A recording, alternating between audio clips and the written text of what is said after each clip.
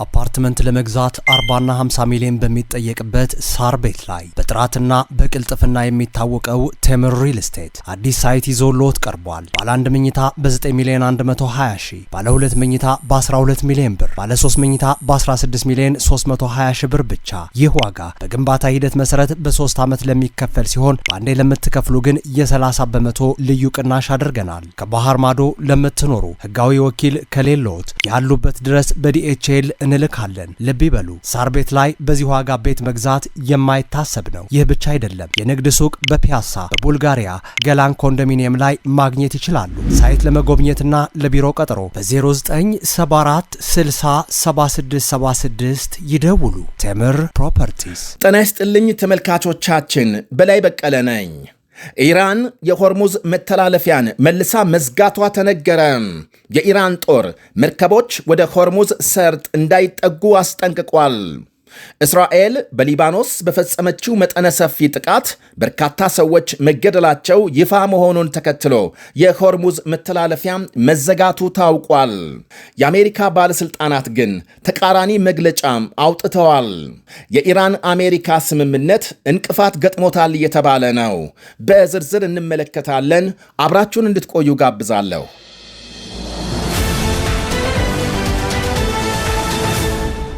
ኢራን የሆርሙዝ መተላለፊያን መዝጋቷ ተነገረ።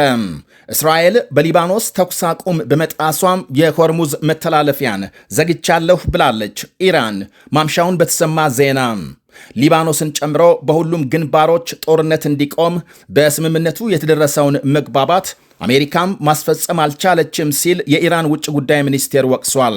ትላንት በእስራኤልና ሄዝቦላህ መካከል ተኩስ አቁም መደረሱ ይፋ መሆኑን ተከትሎ ውጊያ ሲካሄድ ማደሩ ተነግሯል። እስራኤል ከሌሊት ጀምሮ እስከ ዛሬ ጠዋት የዘለቀ መጠነ ሰፊ ድብደባ በደቡባዊና ምስራቅ ሊባኖስ መፈጸሟ ታውቋል። በጥቃቱ 27 ሰዎች ሲገደሉ ከ20 በላይ መቁሰላቸውን የሊባኖስ መገናኛ ብዙሃን ዘግበዋል። የእስራኤል መከላከያ ሚኒስቴር ሄዝቦላህ በደቡባዊ ሊባኖስ በእስራኤል ወታደሮች ላይ 50 የሚደርሱ ድሮኖች መተኮሱን ተከትሎ የአጸፋ እርምጃ መወሰዱን ገልጧል።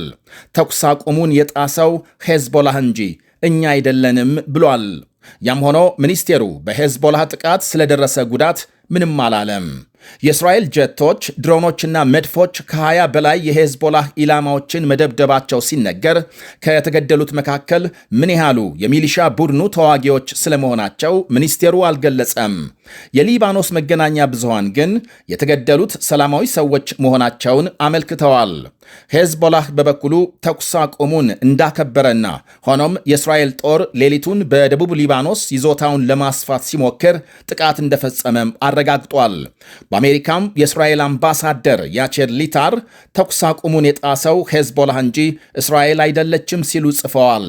እስራኤል ራሷን ከሽብር ጥቃት ከመከላከል ውጪ ለተኩስ አቁሙ ተገዢ ናት ብለዋል። የሊባኖስ ቴሌቪዥን ዛሬ ንጋት የእስራኤል ተዋጊ ጀቶችና ድሮኖች በርካታ የመኖሪያ ቤቶችና ሕንፃዎች ማውደማቸውን ሲዘግብ የሀገሪቱ ጦር አንድ ወታደሩ በእስራኤል ጥቃት መገደሉን ገልጧል። ተጠናክሮ የቀጠለው የእስራኤል የጭካኔ ጥቃት በሊባኖስ መረጋጋት እንዳይመጣ እንቅፋት እየሆነ ነው ሲል ከሷል። የሊባኖስ ጦር ሄዝቦላህ ቀደም ሲል ባወጣው መግለጫም ከተኩስ አቁሙ ጎን ለጎን የእስራኤል ወታደሮች ተጨማሪ መሬቶች እንዲይዙ በፍጹም አልፈቅድም ሲል ዝቷል። እስራኤል ትላንት በፈጸመችው ተመሳሳይ ጥቃት ከ40 በላይ ሰዎች መገደላቸው መገለጹ ይታወሳል። የኢራን አሜሪካ ጦርነት ጅማሬ እስራኤል በሄዝቦላህ ለተፈጸመባት የሮኬት ጥቃት ምላሽ ሳይታሰብ በቅዳሜው ጠዋት በቴሄራን የኢራን ጠቅላይ መሪ የተገደሉበትን ድብደባ በማድረሷ እንደነበር ይታወሳል።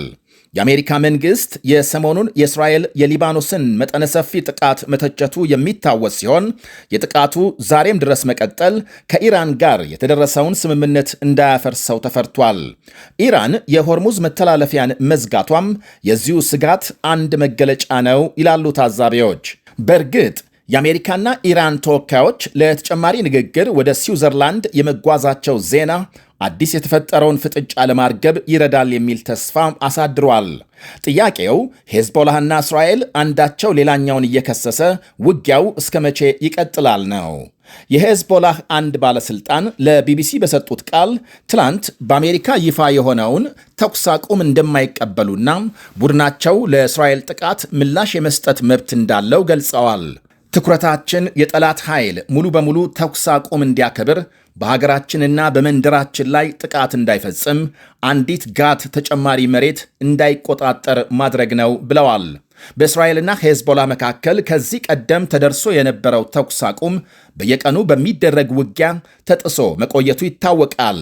ባለፈው ሚያዝያ በእስራኤልና ሊባኖስ መካከል የተኩስ አቁም ስምምነት ቢደረስም ውጊያውን ማስቆም አልቻለም። ሄዝቦላህ በሰሜን እስራኤል ሮኬት መተኮሱን ተከትሎ ጠቅላይ ሚኒስትር ቤንያሚን ኔታንያሁ ጦራቸው የሊባኖስ ይዞታውን እንዲያሰፋና በሄዝቦላህ ላይ ድብደባ እንዲያጠናክር ትዕዛዝ መስጠታቸውን ተከትሎ ስምምነቱ ሙሉ በሙሉ መጣሱ ይታወሳል። ጠቅላይ ሚኒስትሩ ሄዝቦላህን ልክ እንዲያስገቡ ከሀገር ውስጥ ያለባቸውን ከፍተኛ ጫና ለማርገብ ዛሬም ሌላ ተኩስ አቁም ለመጣስ ተገደዋል ይላሉ ተንታኞች። የሊባኖስን 5% መሬት በደቡብ በኩል ይዞ የሚገኘው የእስራኤል ጦር ከሊባኖስ የሚዋሰነውን የእስራኤል ድንበር ከሄዝቦላህ ተዋጊዎች የመከላከል መነሻ ተልዕኮ የት እንደሚያደርሰው ለጊዜው አይታወቅም። በተለይ የሐማስ ተዋጊዎች የእስራኤልን ድንበር ሰብረው በመግባት በሰላማዊ ሰዎች ላይ ግድያና እገታ ከፈጸሙበት የጥቅምት 7ቱ ጥቃት ወዲህ የእስራኤል የድንበር ጥበቃና የዘመቻ ስልት ወደ ከፍተኛ ደረጃ መሸጋገሩ ይነገራል። ይህንኑ ተጠናክሮ የቀጠለውን የእስራኤል ዘመቻ ተከትሎ የኢራን ጦር የሆርሙዝ መተላለፊያ መዘጋቱን በማስታወቅ መርከቦች ወደ ሆርሙዝ መተላለፊያ እንዳይጠጉ አስጠንቅቋል። ዛሬ ከአሜሪካ ጋር የተደረሰውን ስምምነት ተከትሎ የሆርሙዝ ሰርጥ ሙሉ በሙሉ የተከፈተ ቢሆንም የእስራኤል የሊባኖስ ዘመቻ ባለመቆሙ ዛሬ ተመልሶ መዘጋቱን ጦሩ ገልጧል። አሜሪካና እስራኤል የተደረሰውን ስምምነት ባለማክበራቸው የተወሰደ የመጀመሪያ ደረጃ እርምጃ ነው ብሏል የኢራን አብዮታዊ የበላይ ጦር። እስራኤልን ማስቆም የአሜሪካ ኃላፊነት ነው ያለው የበላይ ጦሩ ግዴታቸውን ይወጡ ዘንድ በቀጣይ ተጨማሪ እርምጃዎች እንደሚወሰዱ አመልክቷል። የኢራን ማዕከላዊ እዝ በበኩሉ እስራኤል በሊባኖስ እየፈጸመች ያለው ጭፍጨፋና ማፈናቀል በመቀጠሉ የተወሰደ እርምጃ ነው ብሏል። የሆርሙዝ መተላለፊያ ዳግም መዘጋቱን እስራኤል ጥቃት በአስቸኳይ አቁማ ከሊባኖስ ካልወጣች በቀጣይ ምንም አይነት ስምምነት የለም ሲል አስጠንቅቋል። የኢራን ጦር በሆርሙዝ መተላለፊያ መርከቦች አቅጣጫ እንዲቀይሩ እያደረገ መሆኑን የተለያዩ ሪፖርቶች እያመለከቱ ሳለ የአሜሪካ ምክትል ፕሬዝዳንት ጄዲ ቫንስ ግን ከኢራን ጋር የተደረሰው ስምምነት ጸንቶ እንደቀጠለ ነው ብለዋል። ከፋክስ ኒውስ ጋር ባካሄዱት ቃለ ምልልስ ኢራኖች መርከቦችን ከተከላከሉ ሊሆን የሚችለው ፈንጂ ከተቀበረባቸው አካባቢዎች እንዲርቁ እንጂ መተላለፊያውን ሊዘጉ አይችሉም በማለት ተከራክረዋል። የአሜሪካ ማዕከላዊ እዝ በበኩሉ በሆርሙዝ መተላለፊያ መርከቦች በነፃነት እንዲጓዙ ድጋፍ የማድረግ ዘመቻ መቀጠሉን አስታውቋል። ዛሬ እንደውም በሆርሙዝ ሰርጥ ትራፊክ እንደጨመረና 17 ሚሊዮን በርሜል ነዳጅና ሌሎች ዕቃዎች የጫኑ 55 መርከቦች መተላለፋቸውን ጠቅሷል። የአሜሪካ ኃይሎች ስምምነቱ በሁሉም አቅጣጫ መከበሩንና ተግባራዊ መሆኑን ለማረጋገጥ ስምሪት ላይ ናቸው ብሏል ማዕከላዊ እዙም። የአሜሪካ ምክትል ፕሬዝዳንት ጄዲ ቫንስ ከኢራን ጋር ለሚደረግ ተጨማሪ ንግግር ወደ ስዊዘርላንድ እንደሚጓዙ ያስታወቁ ሲሆን የአሜሪካ ዋነኛ ተደራዳሪ ስቲቭ ዊትኮፍና የፕሬዝዳንት ትራምፕ የልጃቸው ባል ጃሬድ ኩሽነር ቀድመው ስዊዘርላንድ መግባታቸው ታውቋል።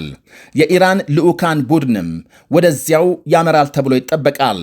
ይህ በእንዲህ እንዳለ አሜሪካና ኳታር ለኢራን ሰብአዊ ፕሮጀክቶች ማስፈጸሚያ ታግዶባት የነበረ $6 ቢሊዮን ሊለቁላት እንደሆነ ተነግሯል።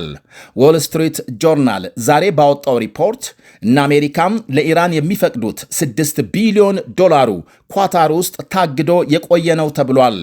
ገንዘቡ በዓለም አቀፍ ተቆጣጣሪ ቡድን ስር ለኢራን እንደሚተላለፍ ሲነገር ለምግብ፣ ለመድኃኒትና ሌሎች የሰብአዊ ቁሳቁሶች መግዣ እንደሚውል ተመልክቷል።